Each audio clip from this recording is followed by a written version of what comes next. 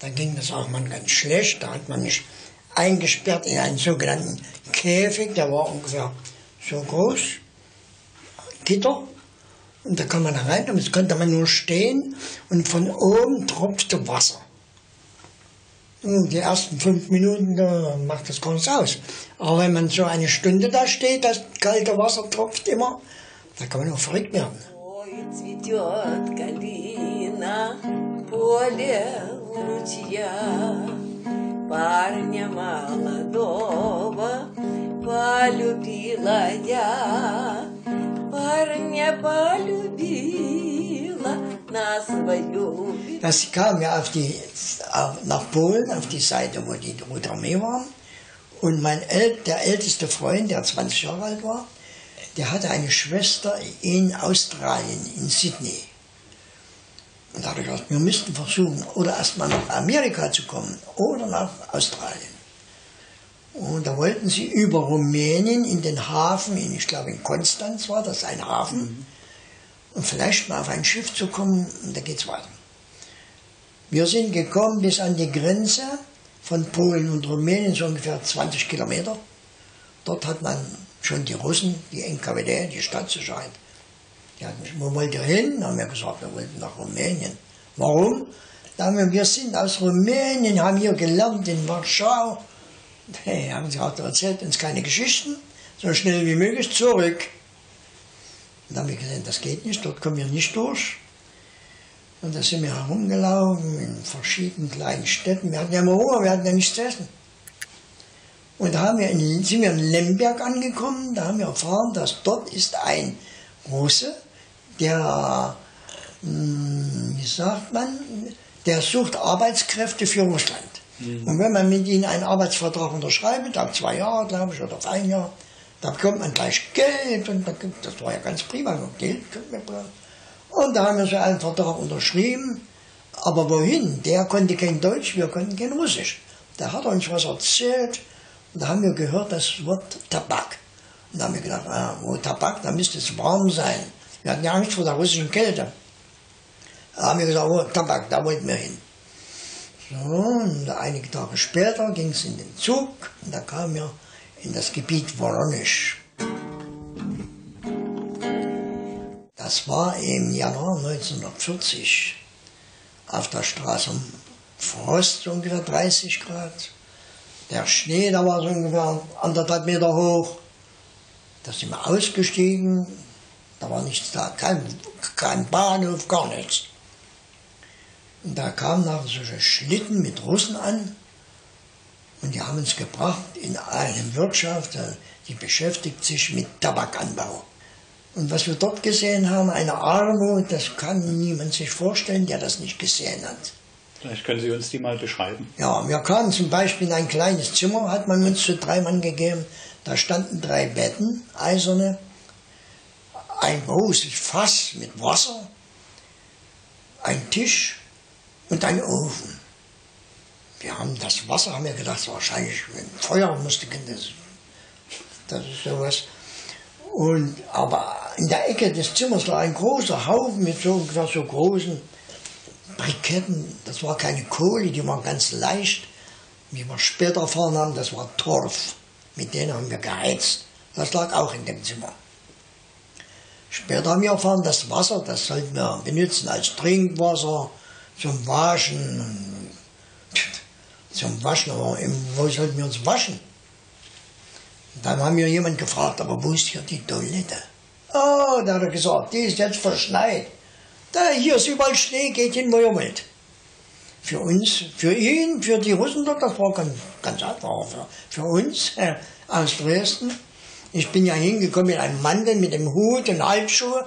Die haben mich angeguckt, die haben ja sowas überhaupt noch nicht gesehen.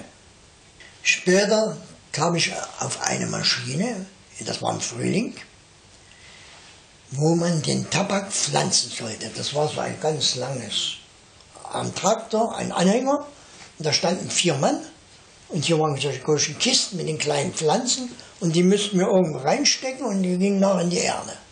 Und dort habe ich das erste Mal mich bekannt gemacht mit der sowjetischen Staatssicherheit. Ich habe die Tabakpflanzen in die Maschine gesteckt und die sollten in die Erde gehen. Und da kam ein Auto mit 4 Männern in solchen schwarzen Ledermänteln, sind ausgestiegen und haben die Tabakpflanzen, die ich gepflanzt habe, die anderen nicht, wieder ausgegraben. Ich konnte gar nicht verstehen, was die da machen. Aber später hat man mir erklärt, das war die Staatssicherheit. Die haben überprüft, ich war im Verdacht, ich könnte die Wurzeln von den Pflanzen beschädigen. Das heißt, das wäre schon Sabotage gewesen. Nur das war die erste Begegnung mit der Staatssicherheit. Als solche Begegnungen gab es auch später noch. Was gab es später noch für welche? Ich habe auf einem Bau gearbeitet und da musste ich mit großen Steinen, Pflasterstein, ein Fundament machen. Wissen Sie, was das ist, ein Fundament? Ja. Und da haben wir hier eine Wand gemacht aus Brettern. Hier war eine Wand. Wir mussten die Steine hinlegen. Danach haben wir mit Zement haben wir das gegossen, wieder mal hingelegt. Und das war so ungefähr so hoch, 1 Meter hoch. Und da kam die Staatssicherheit und haben sie gesagt, ich sollte die Wände, die Bretter abnehmen. Die haben gedacht, ich hätte dort vielleicht ein Loch gebaut.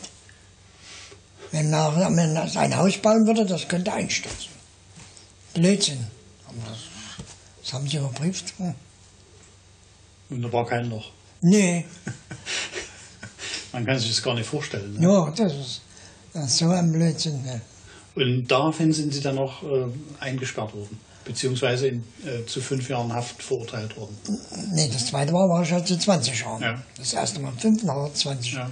Ja, und das hat man ja in Moskau gemacht. Warum, wieso? Keine Ahnung. Mich hat ja niemand etwas gefragt, keine Untersuchungsrichtung. Nein, niemand. Aber die in Moskau, die haben mich nicht gesehen. Die wussten nur, dass ich ein Deutscher war. 20 Jahre sollte ich sein im Lager. Und da hat man mich geschickt nach Vorkuta. Aber ich bin ungefähr 100 Kilometer vor Vorkuta. Da war so ein Übergangslager. Da war so eine Kommission medizinische, die haben uns untersucht.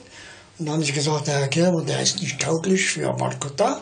Und da kam ich in das Uralgebirge. Ja. Und warum sind Sie eigentlich verurteilt worden? Das erste Mal wurde ich verurteilt, im Verdacht, ein Spion gewesen zu sein, ein Deutscher. Nun, das kann man verstehen. Ich bin 1 Jahr vor Anfang des Krieges aus Deutschland gekommen. Ja. Die konnten mir nichts beweisen, aber die haben mich sowieso verurteilt, 5 Jahre lang. Dann kam ich frei, 3 Monate war ich frei, da lebte ich im Gebiet Krasnodar. Da hat man mich wieder verhaftet. Und da bekam ich 20 Jahre Katorgi, das ist die schwerste Strafe, die es in Russland damals gegeben hat. Kam ich wieder mal in das Uralgebirge.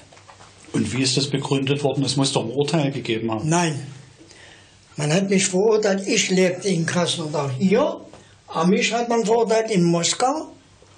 Niemand hat mich dort gesehen, niemand hat mit mir gesprochen. Die wussten nur, dass ich ein Deutscher war und das hat genügt für sie. Und da gab es so eine Kommission, 3 höhere Offiziere, die haben beschlossen, man müsste mich wegschicken nach Sibirien, 20 Jahre. Wie war die Fahrt dorthin oder der Transport? Das war ja immer im Viehwagen. Oder es gibt in Russland auch spezielle Transport für Gefangene. In dem Wagen sind so keine Käfige. Der Transport, das konnte man noch überleben. Das Allerschlimmste war die Untersuchungshaft. Und was haben Sie da erlebt? In der Untersuchungshaft? Ja. Nun, das erste Mal, als ich zum Untersuchungsrichter kam, der hat mir ja gleich gesagt, damit es nicht so lange dauert, ich sollte ein Geständnis ablegen. Da habe ich gefragt, was für ein Geständnis? Dann hat er gesagt, sag uns mal, wer hat dich aus Russland hierher geschickt? Und mit welcher Aufgabe? Aus Deutschland? Aus Deutschland, ganz richtig so. Nach Russland geschickt und mit welcher Aufgabe? Ja. Wir haben gedacht, ich sollte ein Spion gewesen sein. Und dann haben sie einige Monate, vielleicht 4 oder 5, weiß ich nicht genau mehr, haben sie mich jede Nacht gefragt, wer hat dich hierher geschickt? Und manchmal ging das ganz höflich. Da hat er mir auch was zu essen gegeben. Höflich hat er mit mir gesprochen. Und da hat er gesehen, er kann mir nichts beweisen. Da ging das auch mal ganz schlecht. Da hat man mich eingesperrt in einen sogenannten Käfig, der war ungefähr so groß, Gitter. Und da kann man rein, und jetzt konnte man nur stehen und von oben tropfte Wasser. Und die ersten 5 Minuten, da macht das gar nichts aus. Aber wenn man so eine Stunde da steht, das kalte Wasser tropft immer, da kann man auch verrückt werden. Ich habe das wahrscheinlich so ungefähr 2, 3 Stunden habe ich das ausgehalten. Nachher wurde ich bewusstlos, da kam ich wieder zu ihm hin und dann hat er gesagt, nun so, wirst du mir mal erzählen, wer dich hergeschickt hat? Und da gab es auch noch andere Sachen, was sie mit mir gemacht haben. Die Untersuchungshaft, das war ganz schwer.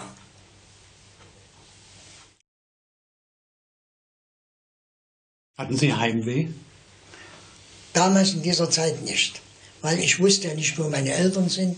Lebten sie oder lebten sie nicht, hatte ich gar keine Ahnung. Und außerdem, ich hatte ja schrecklichen Hunger jeden Tag. Wir haben nur gedacht, immer, von früh bis abends, wo kann man irgendwas zu essen finden. Mhm. Ich habe 15 Jahre lang gehungert. Das war das Allerschwerste im Lager. Hunger, schwere Arbeit und Frost. Wie haben Sie sich was zu essen versorgt? Das ganz selten. Das ganz selten. Aber wenn es gelungen ist, in der Küche die Schalen, Kartoffelschalen zu klauen, da waren wir schon ganz glücklich. Die haben ja noch gekocht. Das war schon was ganz prima. Aber anderes konnte man überhaupt nicht finden. Wir mussten hungern, was sollten wir machen? Und was war eigentlich Ihr größter Wunsch im Lager? Ja, frei zu kommen. Ja. Das war ja ganz klar. Der größte Wunsch war, frei zu kommen, aber ich hatte ja gar keine Hoffnung. Überhaupt das zweite Mal in 20 Jahren habe ich nie gedacht, dass ich das überlebe. Aber der größte Wunsch war, frei zu kommen. Und wie haben Sie es dann geschafft, frei zu kommen? Wie ich das geschafft hatte, da hat mir geholfen ein Offizier von der Staatssicherheit. Die hat gearbeitet bei uns im Lager als Krankenschwester. Und ich habe in der letzten Zeit gearbeitet als Sanitätsinstruktor. Ich war verantwortlich für die Sauberkeit, für die Hygiene und so weiter. Und da haben wir öfters habe ich zusammengesessen mit den Ärzten, das waren alle Offiziere von der Staatssicherheit und die Krankenschwester. Und die haben mich immer gefragt, wie bin ich hierher gekommen? Und habe ich meine Geschichte erzählt. Und eines Tages, da war sie alleine, da kam ich zu ihr und da hat sie mir gesagt, im Sommer fahre ich im Urlaub über Moskau, schreib mal alles auf, was du uns erzählt hast. Ich werde es in Moskau in den Briefkasten schmeißen. Weil das, was du hier schreibst, deine Beschwerden, die kommen ja nur in den Papierkorb. Und das habe ich gemacht. Ich habe so ungefähr 30 Seiten geschrieben.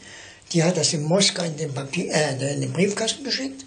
Und ungefähr 2 Monate später bekam ich eine Antwort, dass die Staatsanwaltschaft, die oberste Staatsanwaltschaft der Sowjetunion, hat meinen Brief erhalten. Sie werden das jetzt überprüfen und später werde ich mal erfahren lassen. Und da habe ich gedacht, das ist schon was ganz Gutes. Und ungefähr 3 Monate später ist Stalin gestorben. Und da bekam ich im November 1953, am 11. November, das oberste Gericht der Sowjetunion hat beschlossen, ich sollte freikommen, weil ich unschuldig bin. Ich habe das etwas später erfahren und im Januar 1954 kam ich nachher frei. Das heißt, ich habe etwas mehr als 5 Jahre nochmals gesessen. Was hat Sie im Lager am Leben erhalten? Zuerst einmal, das ist auch eine schwierige Frage. Das erste Lager, wo ich gewesen bin, da waren nur Kriminelle. Meistens. Politische gab es da nicht. Da war es das Anfang ganz schwer. Aber da habe ich mich bekannt gemacht mit einem Verbrecher. Ich weiß nicht warum, wir haben eine Bekanntschaft geschlossen. Und der hat mir Verschiedenes erzählt, wie ich mich behalten sollte unter den Verbrechern. Das habe ich schnell gelernt. Und ich kam in das Lager, da hatte ich so eine Pelzjacke. Und der Älteste in der Baracke, wo ich wohnte, der kam zu mir, hat mir gesagt, ich sollte ihm die Pelzjacke verkaufen. Ich habe gesagt, nee, die brauche ich selber. Am nächsten Abend, da bekamen die Sträflinge alle ihr Brot, da hat man mir kein Brot gegeben. Ich habe gesagt, was ist denn da los? habe ich gedacht, vielleicht am ersten Tag gibt es ja kein Brot, am nächsten Tag haben sie mir wieder mal kein Brot gegeben. Und da bin ich hingegangen zu dem Ältesten der Barack. Da habe ich gesagt, du wolltest die Pilzjacke kaufen. Na, die brauchst du gar nicht bezahlen, ich mache das, ich schenke dir. Oh, gesagt, prima, auf der Arbeit brauchst du nicht mehr gehen. Wenn dich früh morgens jemand fragt, warum du hier sitzt und auf die Arbeit nicht gegangen bin, sagst du, dass ich habe das erlaubt. Und da brauchte ich nicht zur Arbeit gehen. Und da bekam ich schon etwas mehr zu essen. Und so ging das ganz langsam, habe ich mich gewöhnt an die damaligen Umstände. Nur ich habe dort auch vieles gemacht, dass, wenn ich mich das erinnere, da müsste ich mich schämen. Aber wir hatten Hunger, dann haben wir das gemacht. Wir haben zum Beispiel, ich habe gearbeitet auf einem großen Bau, hat man gebaut, ein Kraftwerk an einem Fluss. Und da arbeiten auch viele Ingenieure meistenteils, das waren freie Menschen, Russen. Und wir bekamen ja die Kleidungsstücke, das war kalt, da bekamen wir Filzstiefel, neue. Und da haben wir unter den Mann den Filzstiefel genommen. Und da kam ein Russe, da haben wir gesagt, brauchst du Filzstiefel? Und da hat er gesagt, oh, wie viel kosten die? Und wenn die zum Beispiel 100 kosten, haben wir gesagt 20. Oh, das ist ja nicht billig. Aber da durfte er bei uns nichts kaufen. Da durfte er auch nicht reden mit uns. Und da haben wir die genommen, haben sie ihm gegeben, die haben uns das Geld gegeben. Und als er 10 Meter weggegangen ist, da standen meine Freunde schon, da haben sie gesagt, hey, warte mal, du hast meine Filzstiefel geklaut. Und da hat er Angst bekommen, wenn das jemand hört, da hat er die gleich weggeschmissen und ist fortgelaufen. Und da haben wir weiterverkauft irgendjemanden. Das ist nicht ganz schön, aber das mussten wir machen. Wir haben verschiedene solche Sachen gemacht. Wir müssen ja irgendwie leben, das ist ganz schwer, das ist gar nicht einfach. Haben Sie Ihre Bewacher gehasst? Hätten Sie die am liebsten? Die Bewacher, die haben wir gehasst. Weil das waren, ich weiß gar nicht, wie man das nennen soll. Was waren das für Menschen? Ja, was waren das für Menschen? Es gab unter ihnen auch ganz verhältnismäßig normale, gute Menschen. Das waren unsere Wachleute. Aber es gab unter ihnen, ich kann mich an einen erinnern, wenn der an mir vorbeikam und ich habe vielleicht nicht gleich die Mütze heruntergezogen, da ging es los. Hinlegen, ausstehen. Und da haben sie uns schikaniert. Was sie nur mit uns gemacht haben. Die Lagerverwaltung, das war was ganz anderes. Die waren mit uns loyal, weil die brauchten Arbeitskräfte. Die hatten ja einen Plan, den mussten sie erfüllen und da mussten wir arbeiten. Deshalb haben die uns nicht schikaniert. Aber die Wachleute, das war schon so etwas. Aber ich kann sie auch verstehen. Auch die Wachmannschaften, die uns begleitet haben, zum Beispiel in den Wald, dort haben sie uns überwacht, ja. Die standen im Winter bei 30 Grad Frost auf einem Platz, die durften sich ja gar nicht bewegen. Nur die könnten da so, aber wohin gehen könnten sie nicht. Feuer machen durften sie nicht. Wir saßen, die Gefangenen. Aber am Feuer haben wir uns gewehrt, aber die ist erst im Holland. Außerdem, die haben ja auch ganz wenig gegessen, die waren ja auch hungrig, die Soldaten. Das waren ja einfache Soldaten. Junge Leute, die wollten ja auch alle gerne zu Hause gehen. Die mussten uns bewachen. Die haben uns manchmal auch ganz schön schikaniert. Es kam auch einmal vor, die hatten uns gebracht, sollten uns bringen zur Arbeit in den Wald. Das war ungefähr 5 Kilometer. Und es war sehr kalt und windig. Und da wollten sie nicht hingehen. Und da haben sie einen gerufen, einen Gefangenen, haben gesagt, bring mal einen Stock, dort liegt so ein Stock, bring mal den her. Und als er 2 Meter fortgegangen ist, haben sie ihn erschossen. Das war ein Versuch zur Flucht. Und da kamen sie wieder zurück in die Ware, da brauchten sie in den Wald nicht gehen diesen Tag. Das haben sie auch gemacht. Die Wachleute, das waren auch verschiedene Menschen, waren auch ganz gute Zeiten. Что одна девчина думает о нем, у ручья с калины облетает цвет, а любовь девичья не проходит.